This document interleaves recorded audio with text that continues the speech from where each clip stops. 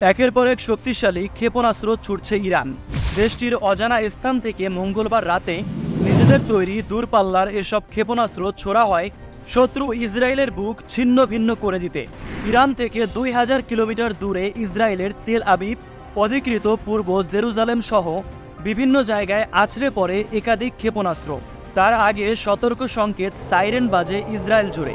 বাসিন্দাদের নিরাপদ স্থানে যাওয়ার নির্দেশ দেয় নেতানিয়াহু প্রশাসন। ইসরায়েলি নিরাপত্তা মন্ত্রিসভা বাংকারে আশ্রয় নেয়। তেল আবিবের রাস্তায় আতঙ্ক ছড়িয়ে পড়ে। অনেককে ঘর থেকে ক্ষেপণাস্ত্র হামলার দৃশ্য মোবাইলে ধারণ করতে দেখা যায়। ক্ষয়ক্ষতি হয় বেশ কিছু স্থাপনার। অনুসন্ধান করে ব্রিটিশ সংবাদ মাধ্যম দ্য টেলিগ্রাফ জানিয়েছে, ইরানি ক্ষেপণাস্ত্রে ইসরায়েলের অন্যতম সামরিক বিমান ঘাঁটি নেভাদিম ধ্বংস হয়ে গেছে। সেখানে বিকট বিস্ফোরণ ও কালো ধোঁয়া দেখা যায় বলে উঠে এসেছে প্রতিবেদনে। যদিও অধিকাংশ ক্ষেপণাস্ত্র প্রতিহতের দাবি করেছে ইসরায়েলের প্রতিরক্ষা বাহিনী আইডিএফ।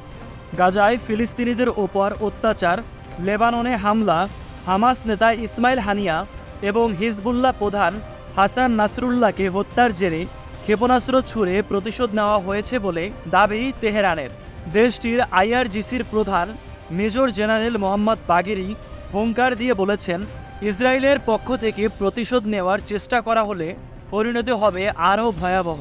ইরান ইসরায়েলের বুকে ক্ষেপণাস্ত্র ছুড়ে অনেক বড় ভুল করেছে, তার খেসারত দিতে হবে দেশটিকে। এক ভিডিও বার্তায় তাৎক্ষণিক হুঙ্কার দিয়েছেন ইসরায়েলি প্রধানমন্ত্রী নেতানিয়াহু। এদিকে মধ্যপ্রাচ্যে শিগগিরই বড় ধরনের প্রতিক্রিয়া দেখানোর বার্তা দিয়েছে আইডিএফ।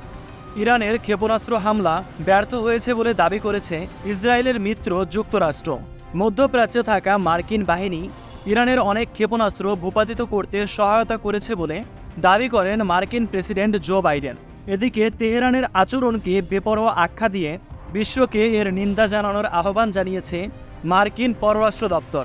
অন্যদিকে পরিস্থিতিকে আর জটিল না করে বিপদমান পক্ষগুলোকে শান্ত থাকার আহ্বান জাপানের। ইসরায়েল ফিলিস্তিনিদের সঙ্গে যে খারাপ কাজগুলো করছে, মুসলিম বিশ্বের বাকি দেশগুলোর উপরে যে আক্রমণ চালাচ্ছে, সেদিকে আসলে বিশ্বের কোনো খেয়ালই নেই। কিন্তু যখনই ইরান আক্রমণ করলো, তখন পুরো বিশ্ব তাদেরকে নিন্দা জানাতে মরিয়া হয়ে উঠেছে। কিন্তু ইসরায়েলের খারাপ কাজগুলো নিয়ে কারো কোনো কথা নেই।